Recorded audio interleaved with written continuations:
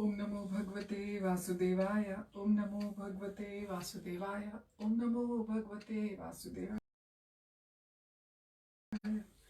Welcome to today's reading from Brilliant as the Sun, a retelling of Srimad Bhagavatam Canto 4. Krishna fulfills all desires. We are going to be reading from chapter 27, Puranjana, ravaged by time.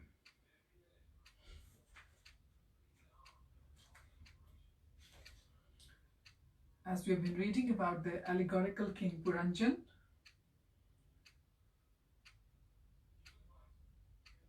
as explained to Prachin Barhi king by Narad Muni. Mukam karoti vachalam pangum langhayate girim yat kripatamaham vande Shri Gurum Deenatarinam Paramananda Madhavam Shri Chaitanya Ishwaram Hari Om Tat Sat. Puranjana is attacked by old age and disease. Prachin Barhi shook himself out of his reverie. His face turned red. How did a renunciant know so much about him? Verses 1 to 3. Narad continued, My dear king, hear how Puranjana's queen brought her husband under her control and satisfied him sexually. The queen bathed, dressed, and ornamented herself nicely. After eating to her satisfaction, she returned to the king. Seeing her so beautiful, the king welcomed her lovingly. They embraced and exchanged joking words.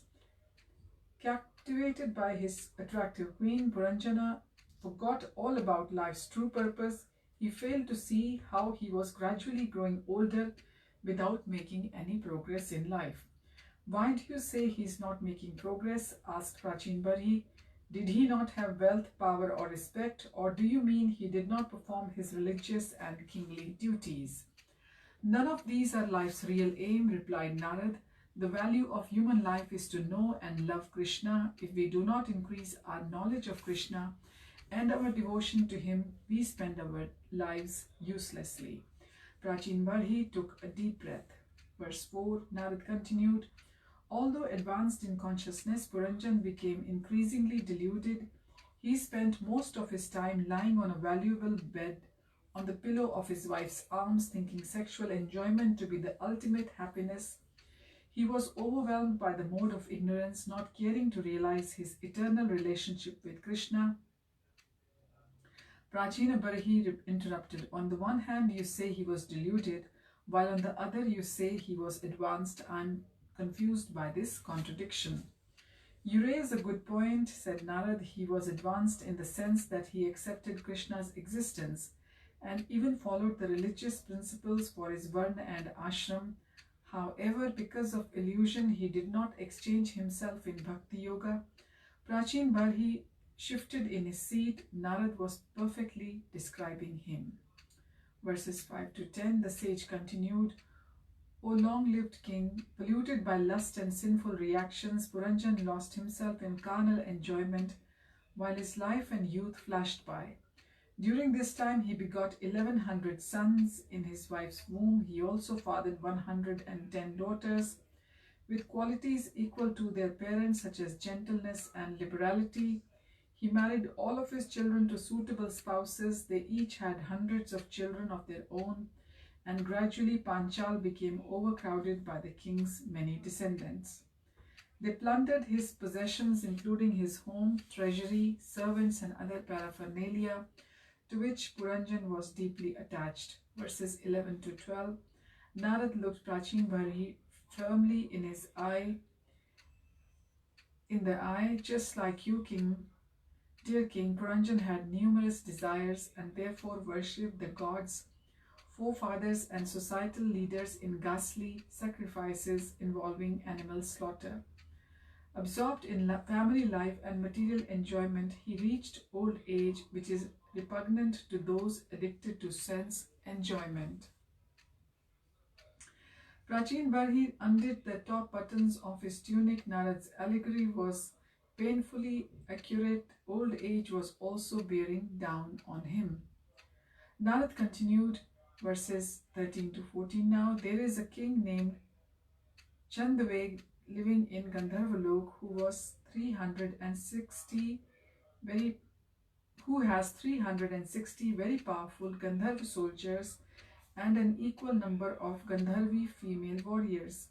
They laid siege to Panchal and plundered all the paraphernalia meant for sense enjoyment. The five-hooded snake guarding Panchal rose up to defend it. Prachin Barhi's brow furrowed, for he knew the names must have some significance. Who is Chandaveg? Narad replied, Chandaveg means quickly passing away. It refers to time which passes swiftly with the help of an army of days and nights. Verses 16 to 18, he then returned to the story. The five-hooded serpent, the city's superintendent and protector, fought alone with the 720 Gandharvas for 100 years. Gradually, these mighty warriors wore down the snake. When they saw their protector, they had become weak. Puranjana and his citizens felt extremely anxious. Until then, Puranjana had been oblivious to the danger, busying himself collecting taxes from the 5 provinces of his city to fund his sensual pleasures. Verses 19 to 20, now hear about Jara.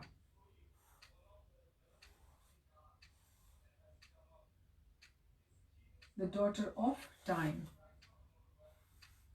She is the personification of old age and infirmity, always roaming about the 3 planetary systems seeking a husband. Although no one wants this unfortunate woman, there was, however, one king who became fortunate by accepting her. Pleased with him, she gave him a great benediction. Prachin Barhi remembered hearing how King Yayati had been cursed to become prematurely old. His youngest son Puru accepted the curse on his behalf. Hence, he was later rewarded with kingship over the kingdom in preference to his older brothers.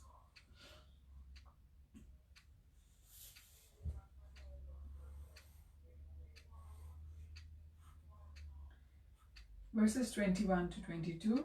Narad chuckled once as I travelled from Brahmalok to earth. Jara was wandering through the universe and saw me. Although she knew I have taken a lifelong vow of celibacy, she became lusty and proposed that I marry her. Really, what did you do? Narad laughed. I refused, of course. That is one reason I now travel constantly. What do you mean? Angered by my refusal, she cursed me to never stay in one place for very long. Prachin Barhi stared at Narad. Oh, I am so sorry. Actually, I find the curse useful. Traveling everywhere, I teach people about Krishna. Did you curse her back? Verse 23. Why? I knew she felt disappointed and downhearted by my rejection, so I suggested she approach the personified form of fear, Bhai, king of the Yavanas, and accept him as her husband. Verse 24. Kalakanya told Bhai, my dear sir, you are the best of the untouchables. I am in love with you and desire to marry you. I know that those who befriend you are never baffled. Who is Kalakanya? What does it mean that those who befriend fear are never baffled? Narad said, I'm surprised you don't know the answer to your first question. Kal means time and Kanya means daughter. Combined, they mean the daughter of time. Of course, it's another name for Jara. Yes. Now your second question is more interesting. A person who worships Krishna as I instruct befriends fear and therefore does not become afraid even in the face of old age and death. Prachin Bari was fascinated. Instructed by Narad, Dhruva had stepped on death's head. Surely the sage could also bestow fearlessness on him. With folded palms, he said, please continue. Narad smiled. As I was saying, Kalakanya spoke to Bhai. Listen to what transpired. Verse 25 to 26. Bhai looked Kalakanya up and down several times. Her skinny calves, varicose veins, misshapen back, thin arms and bony wrinkled hands, her sagging breasts and chin, wrinkled face and hollow eyes topped off with thinning straw-like hair, He kept murmuring as he stroked his chin. Kalakanya crossed her arms. What was his problem? She spoke in a raspy voice. Scriptures ordain that one must both give and accept charity at the appropriate time, otherwise he is in the mode of ignorance. Therefore, you should accept me or else follow the path of fools which leads to lamentation. Bhai scowled. No one told him what to do. Kalkanya hastily reached out and took his hand, pressing it to her bosom. She pleaded, good sir, I am here to serve you. Be merciful and take me as your wife, for it is duty of gentle persons to show compassion to the needy. Verses 27 and 28. Bhai pulled back. Bhai, that is fair, pulled back his hand. If she had been a man, he would have killed her for her impertinence. He turned to walk away, but then looked back at her again. Perhaps he should be more tolerant. Vishnu had entrusted him with a confidential service. This woman would be a useful ally in his mission. Attacked by her, any sane person would become fearful and take shelter of Krishna. His face broke into a smile. My dear Jara, I have the perfect husband for you. He will surely accept you, although anyone else would reject your marriage offer, thinking you inauspicious. Jara lowered her gaze. She had taken fancy to Bhai, and now he too was rejecting her, passing her on to some other man. Verse 29. Bhai tried to cheer her up. My dear lady, nearly everyone in this world works hard for material gain, leaving no time to cultivate spiritual knowledge. I give you permission to attack such people. Jara lifted her head. Everyone hates me. When they see me coming, they will surely kill me. Bhai put an arm around her hunched shoulders. Do not fear. I will give you the power to move invisibly among them as added protection. I will send my soldiers to help you. No one will be able to oppose you. Jara looked around. What soldiers? Bhai laughed and whistled loudly. Immediately, hordes of ugly, powerful-looking creatures descended, making a terrible din. Here they are, a host of diseases and anxieties. He shouted out, Hey, cholera, typhoid, corona, go quickly and fetch Prajavara. Tell him to come here. 3 misshapen hunchbacks with terrible features at once ran to his bidding. So who is this Prajavar? Asked Jara. Bhai clapped his hands together. Madam, you are going to love Prajavar.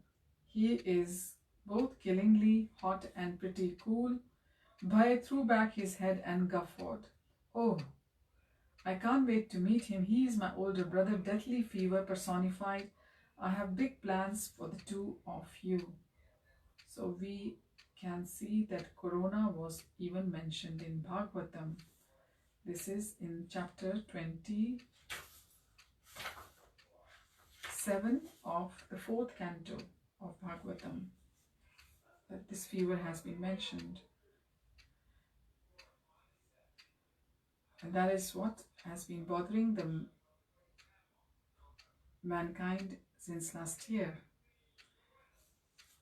Soon cholera, typhoid and corona returned with a tall, skinny, sweaty, haunted-looking man limping between them. Bhai held out his arms in welcome. Come, dear brother, look what a beauty I have found for you. Saliva oozed from the sides of Prajavar's foaming mouth as he dragged himself forward. Bhai turned to Kalkanya. I can tell he likes you. Kalkanya pressed her lips together. She much preferred the muscular, swarthy Bhai. She turned away from Prajavar and whispered to Bhai, Listen, Narad is Krishna's pure devotee. He said you would be my husband. How can you falsify his promise? Please personally unite with me. Oh, don't worry, dear lady. I will indeed honor Narad's promise. Jara beamed. Then you will personally marry me after all. No, I have decided to accept you as my sister. You will marry my brother. The two of you, aided by my soldiers, will imperceptibly destroy those who leave me no time to hear and chant about Krishna, being too busy striving for worldly gain. Jana pouted. You just said you would unite with me yourself. How is that possible if I marry your brother? He winked at her. I'm born in the dynasty of irreligion. It's no problem to me having union with my sister. So we will begin chapter 28 next time. Puranjana, reborn as a human. Thank you for joining.